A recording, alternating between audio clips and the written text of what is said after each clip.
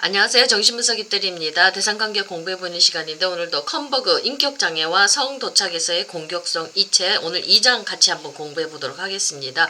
자, 이 책 제목이 공격성이지요. 그 공격성 안에 증오가 들어가 있는데 2장 제목이 바로 증오의 정신병리학입니다.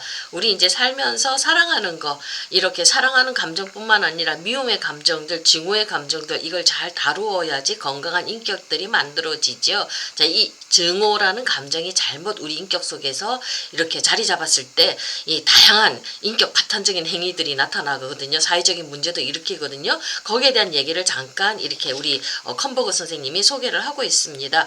자, 이 증오는 복합적인 어떤 공격적인 정동이죠. 처음에 아이가 엄마를 통해서 이 불쾌를 경험하게 되면 여기서 경로 반응이 올라오죠. 이 경로가 자라면서 이제 증오로 변형이 되어지는데 이 증오에 사로잡힌 사람의 1차적인 목표는요. 증오하는 대상, 그러니까 어떤 무의식적인 환상에 종주하는 대상이죠. 그 엄마지, 엄마나 아빠 1차적인 대상이죠.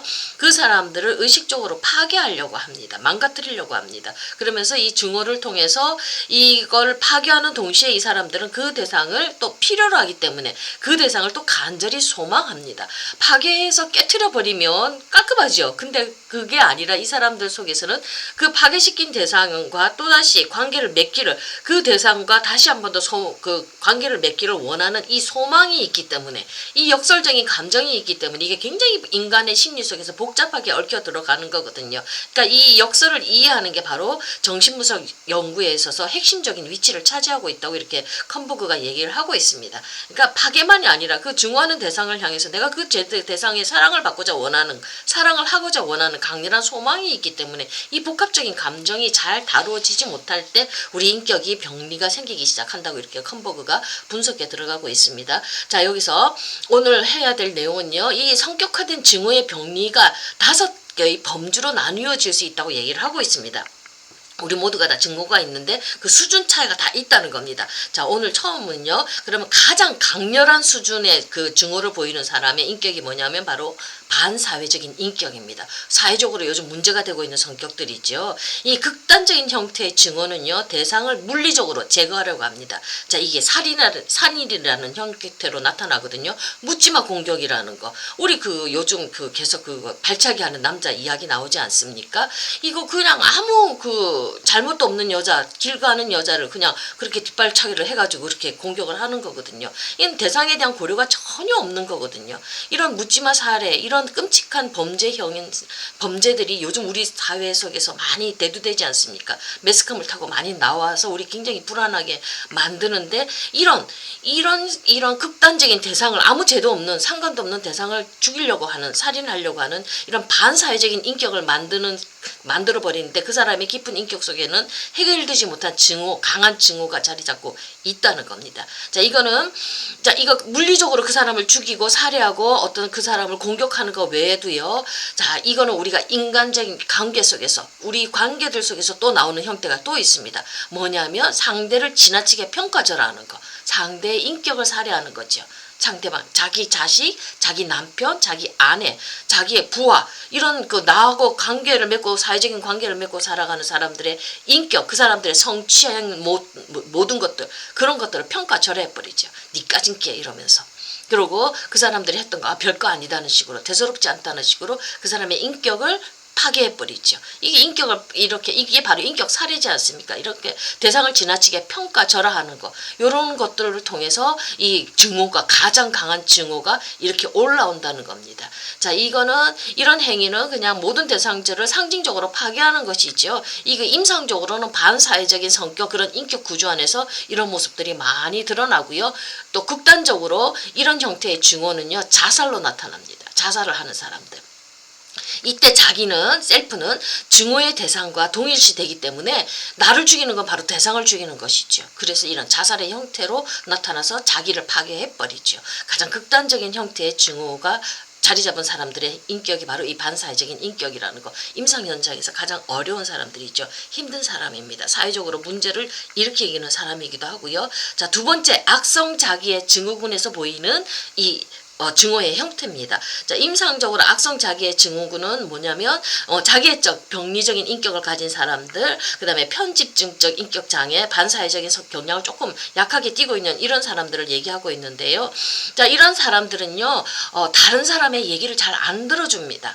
치료자를 포함해서 중요한 자기 주변에 있는 남편이나 아내나 중요한 대상들을요, 조종하거나 착취하거나 파괴하거나 상징적으로 거세하거나 그 사람을 물화시키고 비인간화시킵니다. 그러니까 이 사람들하고 관계를 맺고 있으면 내 에너지가 고갈되는 느낌이 들어가요.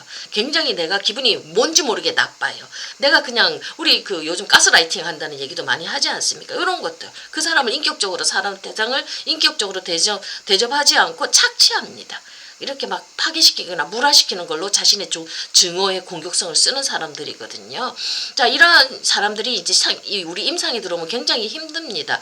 이 사람들은요, 좋은 대상 관계를 우리 치료자들이 그 사람에게 좋은 대상 관계를 새롭게 회복해서 인격 구조를 새롭게 만들어내려고 이렇게 애를 쓰는데 이 사람들은요, 치료자의 노력을 번번이 무산시켜버립니다. 치료자의 노력을 자꾸 무화시켜버려요. 안 된다고. 그 치료 실패로 자꾸 가게끔 이 사람들은 말을 하고요. 우리들이 치료자가 주는 좋은 언어들을, 그런 상징적인 언어들을 안 받아들여요. 계속 부정하는 거거든요. 그러니까 이게 치료가 잘 안 되죠. 굉장히 힘든 사람입니다. 그러니까 타인에 대한 파괴 및 착취라는 맥락에서 이 사람들은요, 치료자조차도 마음대로 조종하려고 하고요. 의식적으로 무의식적으로 이렇게 막 시도를 합니다. 굉장히 피곤해요. 힘들어요. 자, 이 가치 있는 대상들을 파괴하려는 이런 상황에서 치료자가 그거 아니다 이렇게 해석을 해서 맞서면요, 환자들은 그 사람들은요, 그렇게 하는 것들이 치료자의 무자비한 공격으로 보고요. 전이에서 어떤 강한 경로와 증오가 막 올라오기 시작하거든요. 그러니까 좋음으로 그대로 수용하지 못하고 치료자의 좋은 것들을 들려는 좋은 대상들의 노력을 다 파괴해버리는 겁니다. 망가뜨려버리는 겁니다. 그러니까 제대로 잘 인격이 성장이 안 되는 사람들이겠지요. 사람들을 자기 뜻대로 이용하고 조종하려고 하고 막 그냥 무조건 파괴시키려고 하는, 좋음을 파괴하려는 역동이 이렇게 악성 자기의 증후군에서 나옵니다. 이것도 굉장히 무섭지요. 힘든 거예요. 자, 세 번째, 가학적인 성향. 정도가 좀 떨어졌습니다. 이제 정도가 덜 심각한 증오는요, 가학적인 성향과 소망으로 이렇게 나타납니다. 환자는 대상이 고통당하는 것, 상대방이 고통당하는 것을 의식적으로 즐기는 경우도 있고요. 무의식적으로 즐거워하고 욕망합니다. 다른 사람이 고통당하는 걸요. 고약하지요. 자, 가학적인 대상에게 실제로 신체적인 상처를 입히려는 성향과 함께 성도착 형태를 좀 띠기도 합니다. 자, 악성 자기의 증후군이나 가피학적 인격 구조의 어떤 일부를 구성하기도 하고요. 때로는 대상을 모욕하고 싶은 소망과 같은 대상을 모욕하고 싶어요. 이런 지적으로 합리화된 잔인함의 형태로 이렇게 나타나기도 합니다. 근데 이게 앞서 언급한 그 형태의 증오하고 조금 다른 거는요. 이 사람들은 증오하는 대상과의 관계를 제거하지는 않으려고 합니다. 그래서 이 어떤 대상 관계는 계속 유지하려고 하는 그런 특징들은 있습니다. 근데 대신에 이 사람들은 가피학적인 구조를 같이 가지죠. 가학항의하고 희생자의 관계, 이 속에서 대상 관계를 가지고 유지하려는 데가 있지요. 이제 그러니까 고통과 쾌락을 동시에 경험하려는 그런 욕망이 중심에 있는 사람입니다. 자, 네 번째 성향. 자, 지배하고 통제하려는 성향입니다. 훨씬 약한 형태의 증언은요, 대상을 지배하려는 그런 걸 표현하는 걸로 이렇게 나타납니다. 그래서 대상에 대한, 상대방에 대한 권력 행사를 막 추구하지요. 지 맘대로 하려고 합니다. 이런 권력 행사에는 가학적인 측면이 포함될 수도 있지만요. 앞에 사람하고 좀 더 틀리는 거는 이 사람들은 대상을 공격하면서 자기가 스스로를 제한하고 조절하려는 성향을 좀 보입니다. 자, 대상이 내 권력에, 힘에 굴복됐다 이러면 다시는 그 사람한테 공격을 안 합니다. 내 쫄병이고 내 사람이다 생각해서 그 사람한테 아주 잘해줍니다. 더 이상 공격은 하지는 않습니다. 자, 자신이 자율성과 자유를 확보했다는 사실이, 내가 이겼다는 게 이게 딱 확인이 되면 대상에 대한 공격은 딱 멈춰버립니다. 고약하죠. 이것도 굉장히 고약합니다. 자, 다섯 번째 우리가 놓치고 있는 부분이 바로 엄격하고 처벌적인 내 초자 안으로 이 증오가 들어오는 겁니다. 우리 신경증적인 사람들, 우리 같은 평범한 사람들 속에서 이런 형태들이 많이 들어오고 있습니다. 초자가 비교적 정상적으로 통합되어 있고요. 삼중구조, 이드, 그 다음에 자, 초자, 요 구조가 잘 분화되어 있는 신경증적인 인격 조직, 우리 같은 사람들에게 이런 게 많이 나오는데요. 이 사람들은 어떻게 하냐면 중호가 초자로 들어가 있습니다. 초자 안에 이렇게 들어가 있어가지고요. 엄격하고 가혹한 초자. 이게 그래서 나를 해치죠. 그게 이 초자의 초자하고 나하고 그렇게 동일시가 되어져 가지고요. 이 초자가 그러니까 내가 조금만 잘못해도, 내가 조금 실수해도 내 안에서 내 초자가 나를 처벌하지요. 막 그냥 나를 공격해버리죠. 증오를 보이죠. 실수한 나에 대해서 너무 엄격하지요. 자, 이런 것들이 우리 초자 안에 들어와서 그 증오가 그 안으로 들어가서 잘못한 나에 대해서 막 공격하는 것들의 형태를 띠고요. 자, 이런 사람들은 보면 어떻게 되냐면 아주 도덕체계가 굉장히 가혹하죠. 엄격합니다. 그래서 조금이라도 어긋나면은 자기 말고 다른 사람도 막 공격하기 시작합니다. 딱딱하지요. 굳어있지요.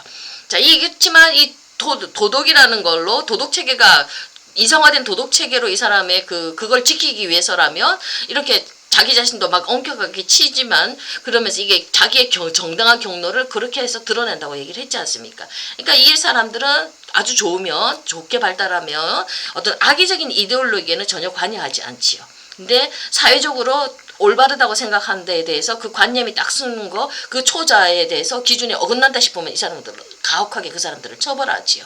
예, 자비가 없는 사람들입니다. 이렇게 초자 안에 증오가 들어가는 경우가 이렇게 되는 경우고요. 자, 이런 차원의 증오는요, 조금 더 승화되어서 나갈 수가 있습니다.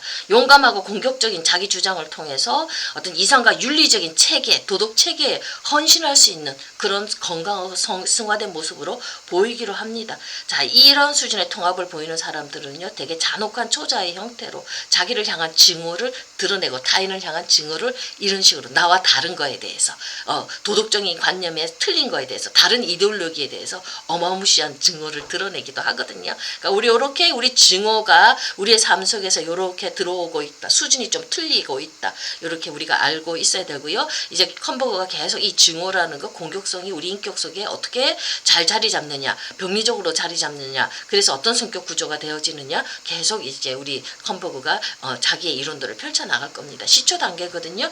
다음 주에도 조금 더 연결해서 같이 공부해 보도록 하겠습니다. 감사합니다.